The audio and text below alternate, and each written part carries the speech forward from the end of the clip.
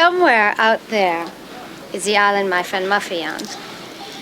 It's spring break, and she's invited us over there for the weekend. Don't worry, I'll take it from here. These friends are just here for a good time. But someone on the island is wanting to play a very different game. Because who doesn't love a good prank? But is it a prank, or is something more devious afoot?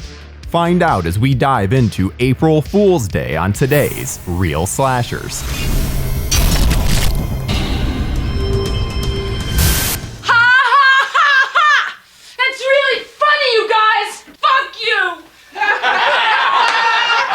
Frank Mancuso Jr. is often known as the producer of the early Friday the 13th films, but in 1986 he branched out into something a little different. While many slashers had sprung up during the 80s, and most of them relied on some sort of holiday for a gimmick, but somehow the smaller prank holiday in April made it all the way to 1986 without being titularly slasherific. That means a slasher film based on the holiday, in case you didn't know my made-up words. So he took it upon himself to bring us something different from the average slasher, while still trying to give horror fans all the hallmark moments they'd come to expect from the genre. And he started things off with a bang by hiring Beverly Hills Cop writer Danilo Bach to craft the story. Like most slasher films, April Fool's Day deals with a group of young adults, this time college friends, all going to their friend's summer house for spring break. See, Muffy, yes, that's her name, has inherited a large estate on an island and wants her friends to come and have a good time. Though she may have ulterior motives, just saying. I want to thank you guys for watching Real Slashers and ask that if you enjoy our shows, please subscribe to our channel right now. Like this video and click on the bell so you can be notified each time a new video goes up. And now, back to the show. The movie is full of recognizable faces. Amy Steele from Friday the 13th Part 2, Ken Oland from Leprechaun, and they're probably the closest thing we get to leads. Then on the non-horror side, we've even got Tom Wilson, aka Biff from Back to the Future. He's absolutely hilarious and provides some of the funniest bits. Welcome to my home, and lifestyles of the rich and undeserving. Other prominent 80s actors like Deborah Foreman and Deborah Goodrich appear. Apparently, being named Deborah was a good launching point for your acting career in the 80s. But I just have to say, starting off on a super slow and weird credit sequence was one of the stranger decisions they made for the movie. The music makes you feel like you're watching anything other than a slasher movie. In fact, a Lifetime movie would be more apropos. This is also when we're introduced to this Jack-in-the-Box, which symbolizes Muffy's love for a big surprise. And this may just be one of the only parts of the movie where you're not asking yourself, what the fuck is wrong with Muffy? While the friends are being ferried over to the island, a crazy boating accident happens and one of the boat workers is wounded. Not a great way to start off spring break. Thankfully, their main priority just seems to be to constantly prank each other, because they do it non-stop throughout the movie. I'm not sure I've seen anyone get so much enjoyment out of a prank than these college kids. The film really lives up to its title. And don't get me wrong, the movie is an absolute blast, but there is this really weird subplot featuring Nan, where she's being tormented about her abortion. Yeah. It ends up being completely unrelated to Nan's experience, but it seems odd to bring up such a traumatic event for one of the characters and then essentially just go, oops. But I guess that's just setting the audience's expectations up for later. Chaz has a camcorder, so we get these fun introductions from some of the characters that further solidifies the jovial spirit at play here. After the first night, you start to notice that Muffy is acting a bit different. Her hair is all disheveled, and she's very flighty. This sets up the mystery that the guests discover throughout the weekend. Eventually, after most of her friends are seemingly off one by one, Kit is left to confront the would-be killer, Muffy's twin sister Buffy. Confused? You haven't seen anything yet. Because after an intense standoff, this happens. That's right, the whole thing was a prank. Her friends are all alive, there was no twin sister, and Muffy is one manipulative bitch. It's silly, but it at least feels unique. Sure, when you start to poke holes in it, the plan starts to make less and less sense. Like, how on earth were they able to get such realistic fake heads made? And some of these contraptions are very elaborate. When this guy is hanging up, they made sure to tie up his legs to clarify that it wasn't a suicide. But, I mean, how did they get him up there safely? You can pretty much pick apart every one of the so-called kills, but that's no fun, so I'll leave it at that. Now, not everyone was a fan of the twist ending, which is understandable because when you go to see a slasher movie, one of the main things the audience is looking for is fun kills. The prank nature just takes that away, so some genre fans were understandably upset. But amongst the slew of slashers that started to blend together with their motifs, this one stands out because of its ending.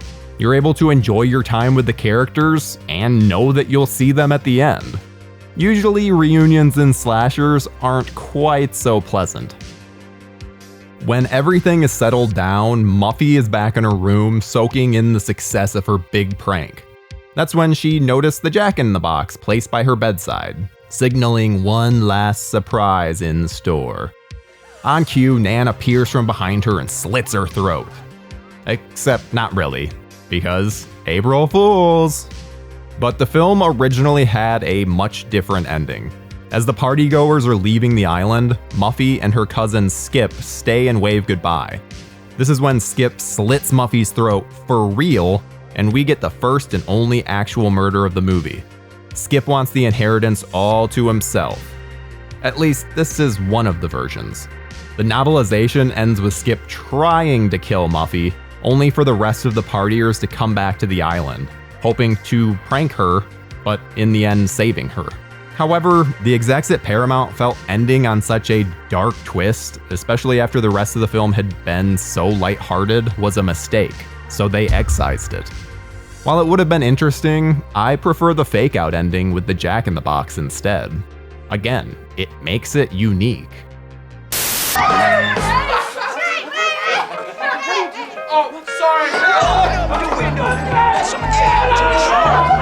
Okay, we're gonna switch up the order that we usually go in here because I need to explain some stuff that goes on in the big reveal in a little greater detail. At the end of the film, Kit and Rob appear to be the only ones left alive. Kit has discovered that Muffy apparently had a twin sister named Buffy that had escaped from a mental asylum. She was strategically taking out all of Muffy's friends in an act of revenge. This is when we get the final encounter between Kit and Buffy. When Kit busts through the room and sees all her friends there, the silence that follows as Kit pieces it all together, it's just wonderful. Then there's Rob. He gets terrorized by Buck, who we find out is a special effects guru. Because of course he is. I guess the heads make sense now. Muffy's essentially just traumatizing all of her friends for the sake of making some cash. And she already has an inheritance to rely on. No one gets more screwed over than Kit and Rob, who are the last to find out and have to witness most of their friends quote-unquote die. Who knows how long they'll be living with this? They may never trust another person again.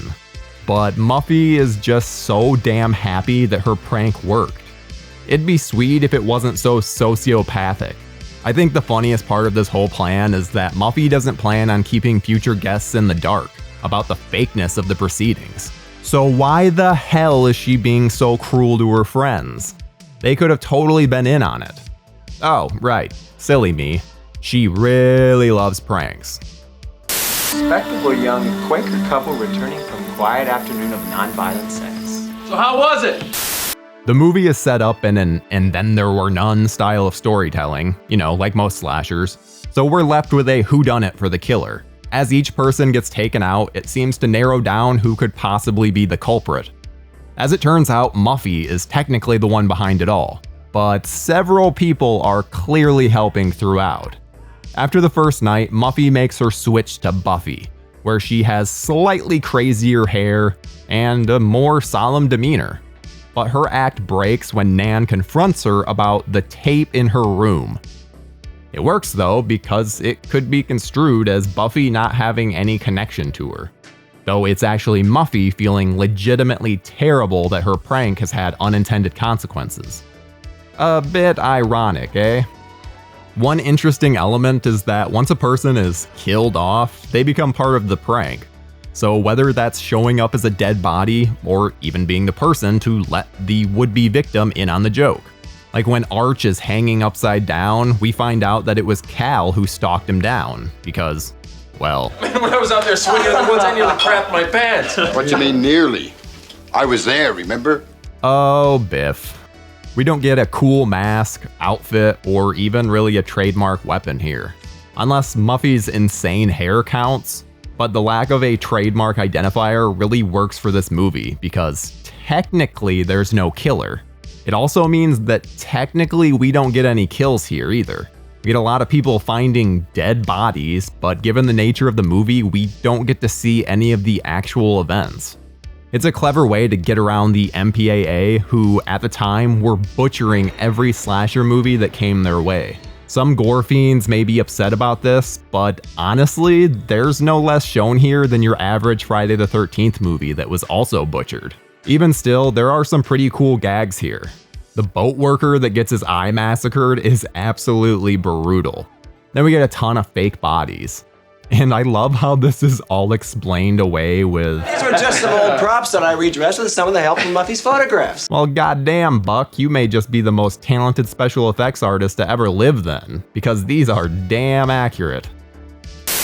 Oh, and I start convent school next semester, and I fuck on the first day. To be frank, this is a very good looking cast. Whether you're a guy or a girl, there's someone to crush on here. Nikki will always be my personal favorite because, I mean, obviously. She has this Debbie Harry vibe to her and made me realize that we really need to bring back cutoff sweatshirts. There are also some fun moments when the girls are looking through a Cosmo magazine. A and D, painful and degrading, wildly exciting. I had an orgasm. What can I say? There's a brief sex scene between Nikki and Chaz, but it looks like they're doing some kind of weird contortionist act versus doing anything actually hot and heavy. Remember, this is more of a comedy after all. You can just take that thing and shove it right back in your pants, kiddo. The fake clues that I put into the bedrooms were taken a bit too seriously, and I'm sorry about that. But we had fun, didn't we? Come on! April Fool's Day released on March 28th, 1986, and brought in a total of nearly $13 million at the box office. Given its budget of just $5 million, it was a hit.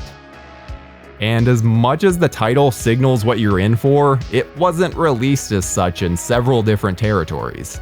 In France, it was Weekend of Terror, and in Germany, it was The Horror Party. Talk about generic. The film was remade in 2008 for some straight-to-DVD affair with Scout Taylor Compton in the lead. Lori! I'm sorry. This film actually takes the original ending from the first and utilizes the inheritance angle. While the movie is absolutely terrible in nearly every conceivable way, it is nice to see the callback to the original ending. But I still wouldn't recommend watching it, no matter how much you love the original. I guess we should talk about Griffin O'Neill. O'Neill is the son of actor Ryan O'Neill and was convicted of negligently operating a boat, which killed Giancarlo Coppola, the son of director Francis Ford Coppola.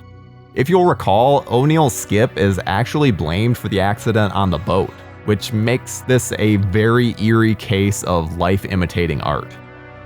April Fool's Day has been relegated to so many different double feature discs that it was quite refreshing when Shout Factory released its very own Blu-ray in 2020. This provided more insight into the production with interviews with the cast and crew, and I just love this box art. I fuck on the first date. Didn't we? We did on the first date. We fucked, didn't we, honey? He's an animal. I haven't always loved this movie and can understand those that are wanting for more violence, but I can't help but absolutely adore these characters. So while it's not traditional in any sense of the word, It features one of the most entertaining casts to appear in an 80s slasher, and leaves a lasting impression. Just remember, if you're going to prank your friends by faking some deaths, be ready for the consequences.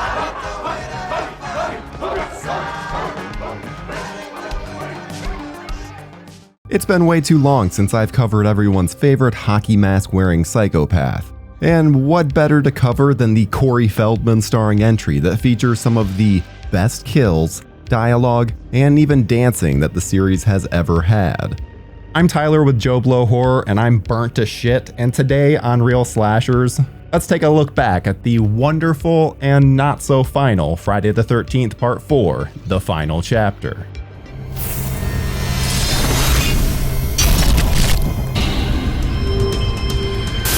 And this the guy's been leaving the wet stuff? Yeah. This time he got 7 kids and 3 bikers. This time they got him. Friday the 13th Part 4 takes place right where Part 3 left off, with Jason dead in the barn. So bag him up and ship him to the morgue. There we get to meet this scumbag. And as much as I feel bad for this girl, she's succumbing to his scumbagginess and seems into him. What's wrong with this woman? Is there anything appealing about this guy? Oh no.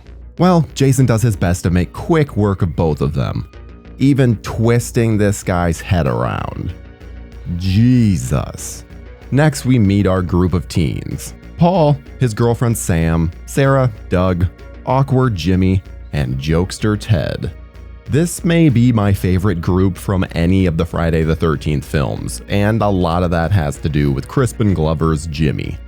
He's an awkward guy who has trouble with girls and makes the terrible mistake of confiding in Ted, because Ted does just about whatever he can to make Jimmy feel terrible. I did not say it. The computer did. Yeah, well, there is no computer. Aha! And there's no Betty either. But thankfully, he gets some pretty great revenge. But we'll touch on that in a bit. The teens drive by a hitchhiker, and we get one of the most absurd scenes I've ever watched in my whole goddamn life. This lady has a Canada and love sign that is also equipped with a nice fuck you for good measure. Then she decides to eat a banana, which apparently pisses off poor Jason, and he shoves a knife through her throat. This imagery will always be iconic just for how absolutely absurd it all is. Then we finally meet the Jarvis family. We got Mrs. Jarvis, Trish, and of course, Tommy. He's essentially a little Tom Savini, creating his own monsters. And they're pretty damn impressive. I mean, look at this thing. It's animatronic and everything. Tommy is also quite the little perv. I mean, they really do everything they can to make this kid as relatable as possible. It helps that Corey Feldman was about as charismatic as they come during this era. But the Tommy Jarvis character is just fantastic. There's a reason he's such a fan favorite. The teens get up to no good, even meeting up with some twins. Oh, God, I'm horny. I think one of the most interesting aspects of the final chapter are the character dynamics. Paul and Sam are dating, yet he doesn't seem to be the best boyfriend, getting seduced by one of the twins. But after getting turned down, she decides that she wants to hook up with Jimmy. Most likely due to his sweet, sweet dance moves. I mean, at least I assume that's why he gets laid, because who could possibly resist moves like this? They're eventually off one by one until we're just left with, wait, all of the teens are killed? Like every single one of them? God damn. So then we're just left with Trish and Tommy. Oh, and Rob. Almost forgot about him. The stuff with Rob feels a little like they're just filling time for Trish. But I appreciate that they're trying to connect to the past films at least. Even if it doesn't make much sense once you realize his supposed sister from Part 2, Sandra, would have only died just days prior, given that Part 2 takes place just a few days before Part 4. But that's yet another one of the silly charms of this series. The continuity is nuts. Our final showdown between Tommy and Jason is fantastic. So much so that I feel it deserves its own section. So let's get to it. Jason! For me, Jason. Jason, don't you remember? Remember, Jason. After Jason dispatches Rob in the basement, we're led on a nice little cat and mouse chase between he and Trish. This is really where the cinematography shines with the night scenes, which almost feels weird to say since the series has always been pretty visually stale, at least to this point. But here is where they really establish a certain look. I'll always love what director Joseph Zito brought to the series. Trish finds some of the other teens' bodies, including Jimmy, whose Jason has crucified to the door frame. Holy dear God. Trish refuses to pass by the dead bodies, so she instead knocks out a window. God damn. You know, stepping over that twin wouldn't have been that big of a deal. She even does it later on. Trish finds Tommy, and we get so many scene-stealing moments from here on out.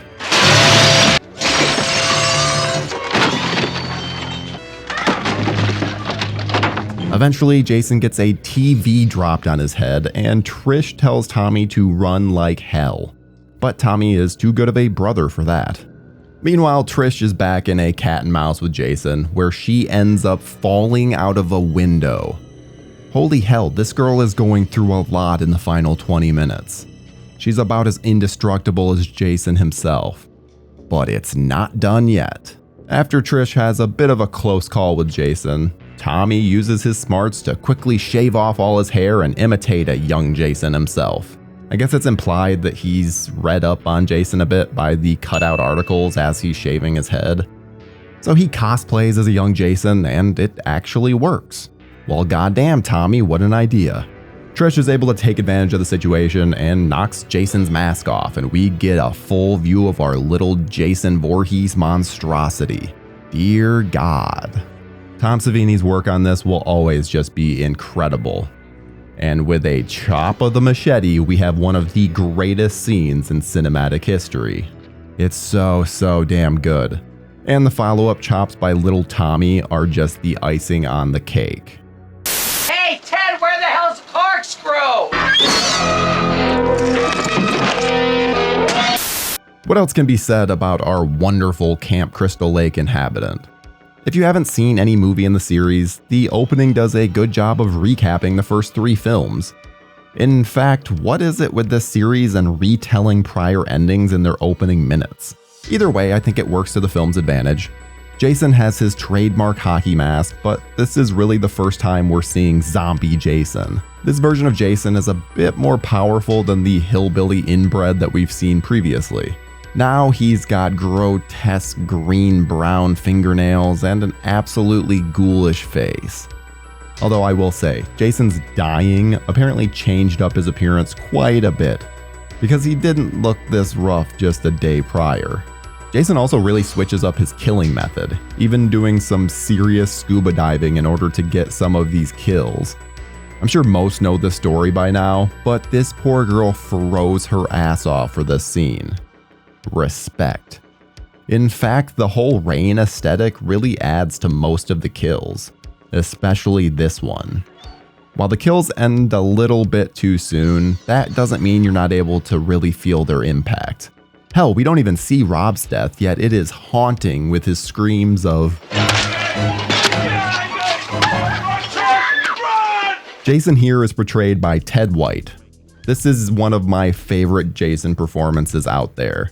There's such a violence to his movements and a little extra something on his kills. He has a great walk as well.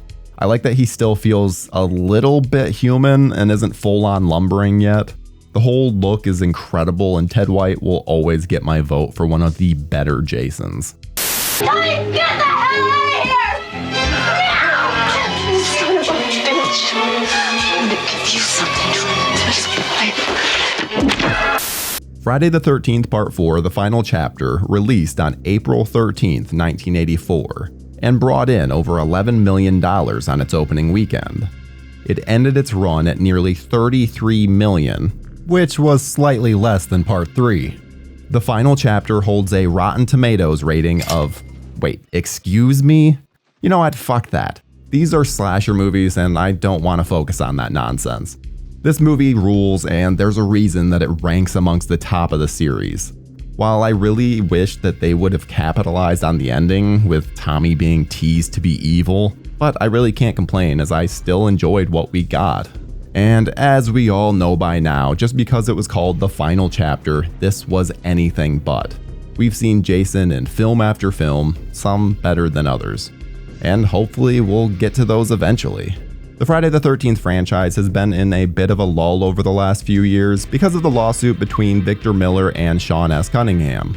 Fortunately, it does seem like we're having a bit of movement on that front, but there haven't been any official announcements yet, so I guess we'll have to just wait and see. Jason's body has disappeared from the morgue. There's a big reason that this movie has endured so much over the years. The opening serves as a perfect recap of the first 3 films and leads to an incredible slasher all its own, which makes this one of the easiest to rewatch in the entire series. I know that this is often one that I grab when a Friday the 13th comes up, and there's always one just around the corner. So throw this in, you know, unless you're a dead fuck. What? A dead fuck? Slasher movies can come in all forms. Whether it's sticking perfectly to the Agatha Christie style formula, or carving out a path all its own, there are many ways to succeed as a slasher movie. And I mean, add the 2 B's and you're in for all sorts of fun. But in the 80s and 90s, when the MPAA was absolutely butchering the horror genre, filmmakers were forced to get creative, and we were left with some truly odd films. Join us as we cover a slasher you may not expect on today's Real Slashers.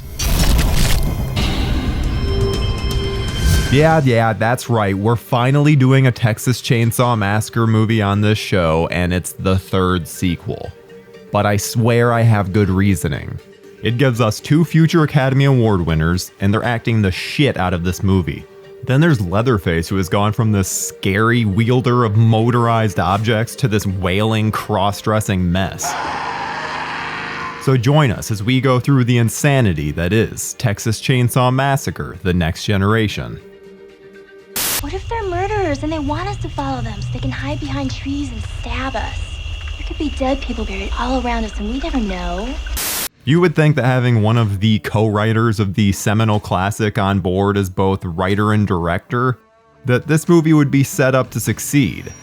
But Kim Henkel was more interested in making a cartoonish send-up of the whole series.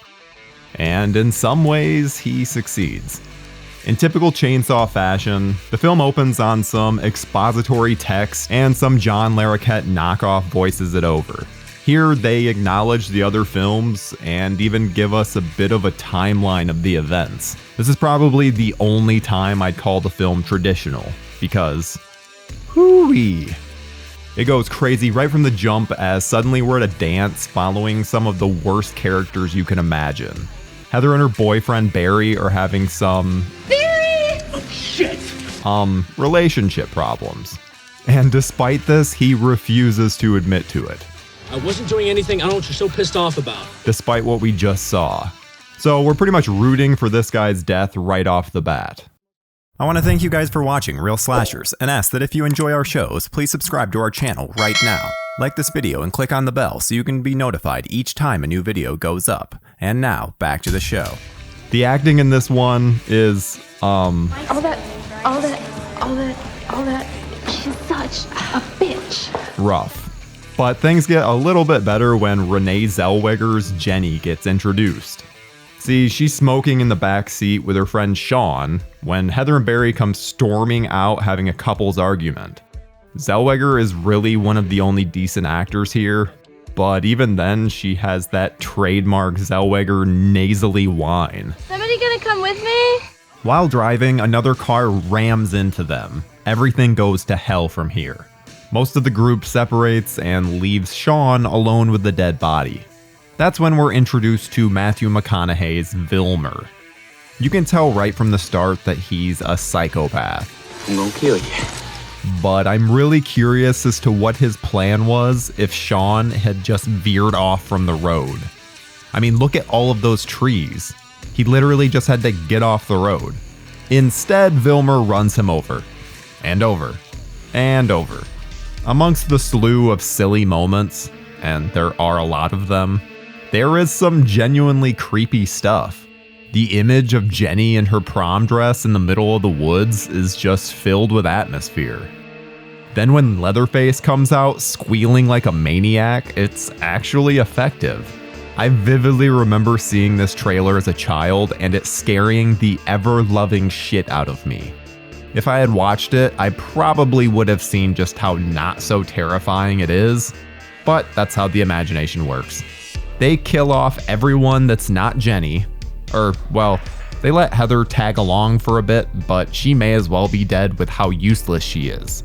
I mean, look at her reaction to being set on fire. Jenny escapes a bunch, gets caught a bunch, and eventually we're left with the dinner scene. But we'll slice that up later. As you may have expected, Jenny escapes yet again. But this time, as she's running away, the Illuminati come flying down in an airplane and clip Vilmer.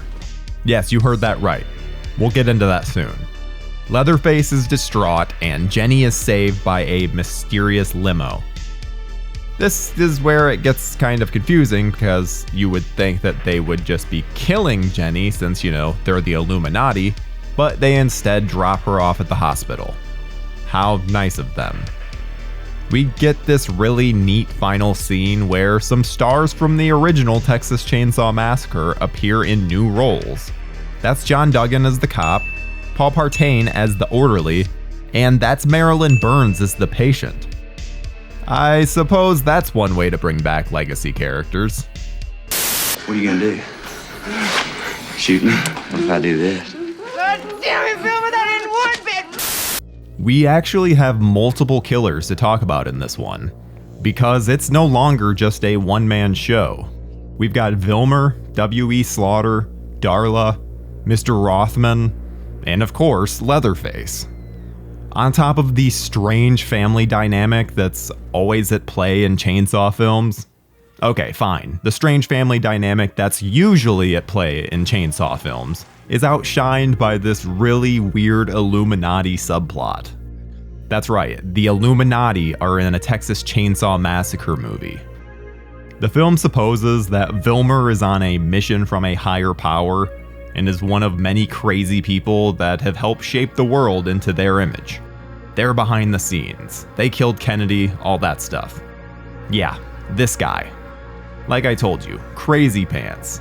But the craziest thing is that McConaughey was first offered a very different role. And that role would have just showed up at the very beginning on a motorcycle, and then again at the end. He was essentially just Jenny's hero. But thankfully McConaughey told producers that he should audition for Vilmer. Welcome to my world! Needless to say, the part was his. And it's no surprise, because McConaughey is a pure madman in this movie. He chews every piece of scenery that's within inches of him, and it's a sight to behold. Can you imagine anyone else in this role taking it this seriously? The craziest thing is that McConaughey doesn't even look down on the film. In fact, in his autobiography, Green Lights, he even mentions the role of Vilmer as one of his favorite roles to inhabit. Which, I mean, duh. I could watch this madman on screen for hours. But the craziest thing about Vilmer, outside of his performance, is his robot leg support. That's right, in the midst of this backwoods cannibal movie, one of the killers has this high-tech in the same way that the Nintendo Power Glove is high-tech, leg brace. It's remote controlled and doesn't work how Vilmer wants it to. In fact, I don't think it works with any kind of logic. Then there's Darla, who has fallen under Vilmer's spell, and they have the epitome of an abusive relationship. She's been convinced that Vilmer put a bomb in her head. Those hoping that we'll see this plotline come to some kind of fruition will be disappointed, because it just essentially goes away. But Darla doesn't really seem to know what she wants. One minute seeming just as committed to murder as her lover, and the next helping Jenny out. It's strange. W.E. Slaughter is the least featured of any of the new family members, and he even gets the hammer treatment in this one. So he also gets the smallest description. Then there's Mr. Rothman, who shows up in a suit, and he just gives bad vibes throughout. He works for the Illuminati, or he is the Illuminati. I don't know, it's really hard to tell. But he's pretty much sick of Vilmer's bullshit, and he's here to keep things on track. Now, I'm gonna say something sacrilegious here, but Robert Jacks may just be my favorite Leatherface. I know, Gunnar Hansen is an absolute legend and is the definitive Leatherface. I agree. But in terms of pure entertainment value, I can't help but love this screaming psychopath. I find Leatherface to be at his most interesting when he has a lot of personality, and he feels like a deranged child here. There's this amazing scene when they first get to the house and Heather is waiting on the porch. Leatherface just creepily stands behind her and keeps trying to touch and smell her hair. When she finally notices him, he freaks out as much as she does. This whole exchange is hilarious. Really shows the moments from the original and puts a really dumb twist on them. Barry, I saw you. You were kissing her. Once! I kissed her once! What's wrong with that? Come on, it's like I can't even talk to my friends anymore. I can't believe how possessive you are. If you're into really crazy girls, then we've got the movie for you. Meet Darla, played by Toni Parensky. You may recognize her as the teacher/stripper from Varsity Blues. And she really pushes it here with the crazy hot scale. Imagine if someone were to throw rocks at your windows. What would be the reasonable reaction here? Certainly not to flash them. But clearly you don't have the same line of thinking that Darla does. Jenny and Heather are both really cute, especially all done up in their prom ensemble. But don't think this is going to be some movie where you get to see a future Oscar winner naked. You're gonna have to watch Bridget Jones's Diary if you're wanting some of that. For the ladies, you've got McConaughey being his sweaty self, which I'm sure plenty are into. And I mean, let's appreciate all the effort that little old Leatherface goes through to make himself look so pretty for the big dinner at the end. Aw, look at the little guy. You sit the fuck down! Oh geez, there are just too many great moments to choose from in this movie. What about when Jenny goes and gets this poor retired couple killed, and then she gets taken in by Mr. Rothman? Or Darla at the drive-thru with some cops behind her when she has Jenny screaming in the trunk? Or heck, even the opening where Barry is being a total sleazeball? No. This is a Texas Chainsaw Massacre movie after all, and there's no better scene to slice up than the dinner scene. We've seen this scenario repeated time and time again since the first film.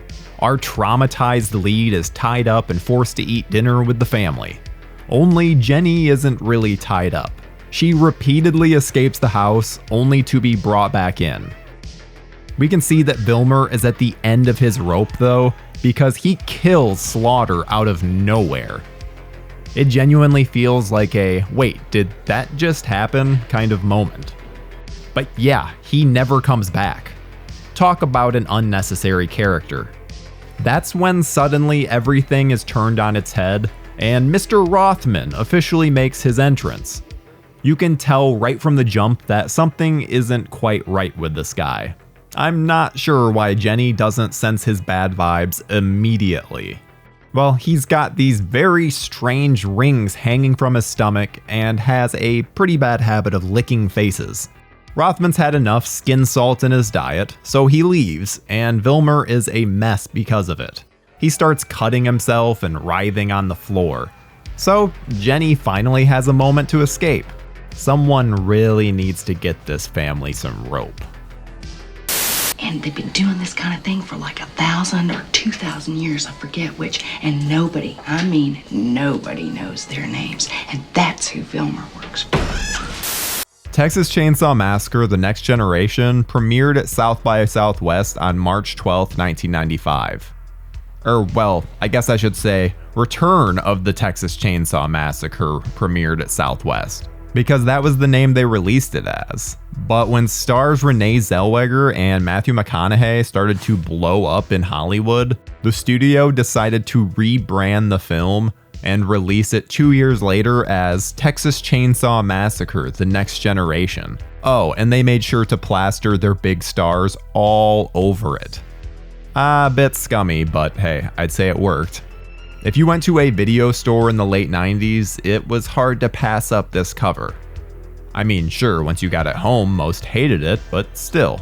People can be very salty regarding this movie. Just look at what somebody put in the IMDb trivia. Mistakenly known as a slasher movie, Return of the Texas Chainsaw Massacre is a horror thriller movie. The trademark element of slasher, sharp weapon killings, is non-existent in this movie. Yes, because a movie where a bunch of teens are needlessly killed doesn't qualify because they're only burned, hammered, and airplaned to death. Don't slasher gatekeep. Plus, if you enjoy the film, you're in pretty good company, as Last Drive-In critic JoBlo Briggs is a fan. And I mean, his favorite movie of all time is the original.